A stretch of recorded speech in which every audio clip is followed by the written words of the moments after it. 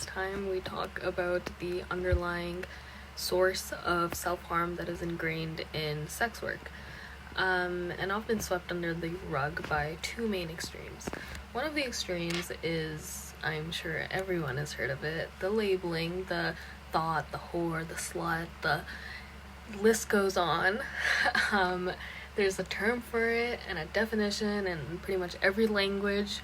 And if you haven't heard, or if you're unfamiliar with these terms, then who are you and how did you get onto this planet? Because I've always been interested about aliens.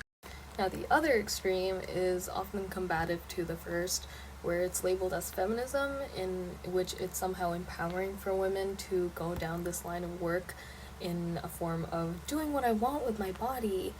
And the more society progresses, the more I see this getting more normalized, especially on social media.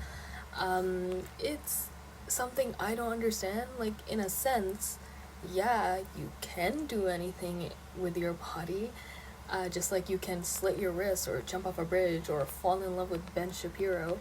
Doesn't mean it's necessarily good for you or it's not harming you. Why do you slit your wrists? Why do you jump off a bridge? Why do you fall in love with Ben Shapiro? All equally bad, by the way. Why do you put yourself in these positions that are not only physically exhausting, but also mentally destroy you? It's obvious that women who go down this line of work come from a broken system of regulating appropriate boundaries, especially sexual ones, with men, women. It could be both. Now, I'm a firm believer of a father is 100% supposed to be the role model of how women are supposed to see themselves getting treated. If you don't have that role model in your life, it is so easy for you to fall down the path of being disrespected by men. It's the case for so many of the women who go down this line of work. Now, it doesn't take a genius to know all this stuff. I didn't cite any sources. If you want me to, I will. But all this stuff is pretty common knowledge. And I'm sure it's astonishing to learn that people's actions are a result of their past. What crazy, I know. My point is to have a little bit more sense on how you use your words and how they impact others, which I know is something that you learn in kindergarten, but I feel it should be revisited in adulthood, as with many other principles that some people in adulthood just can't seem to get right. Now, if you truly do care about women who go into this line of work, and it's not just an excuse for you to bash women for yet another reason, then you will understand how labeling these women as like whores, sluts, and whatever is only gonna make them that much more likely to continue doing the same damn destructive thing with their bodies.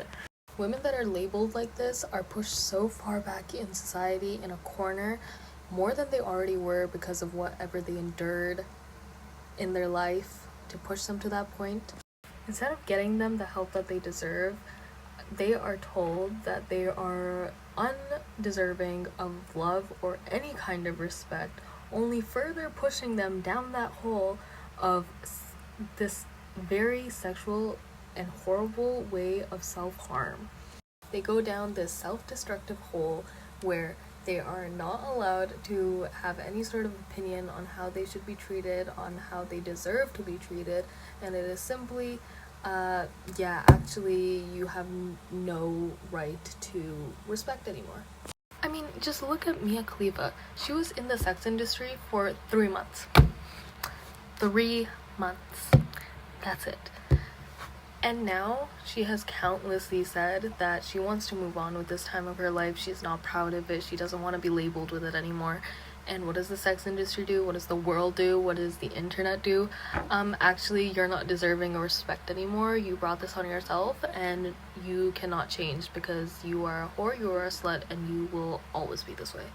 Not to mention the sheer amount of creepy men and predation that women encounter is insane, especially in younger parts of their lives. But once again, this goes unnoticed because they brought it upon themselves. I also think that I do not need to explain why this should not be labeled as feminism, as it's not only so backwards to what feminism should stand for, but is one of the arguments that breaks down the entire movement as a whole. I mean, if we really wanted to break down the patriarchy, why are we putting ourselves in these horrific roles that are purely funded by the concept of seeing women as mere objects used for male desire? I'm sorry, but this will never make sense to me, and I will never see the empowerment of sex work, ever. Now, I'm saying this with no experience of my own, which, after this video, doesn't it sound so convincing? I understand why you would listen to someone who has actually gone through these experiences and not someone who has had a good relationship with her father, alhamdulillah. But that's exactly why I made this video, so that we can start focusing and listening to these women. And that is why I encourage everyone to listen to these women, to watch their videos, to watch their stories, to not be so quick to label them as voiceless. So yeah, people like Mia Khalifa, or there's so many people on TikTok and Instagram who have told their story about entering different sides of the sex work industry, and I really encourage everyone to listen to what they have to say.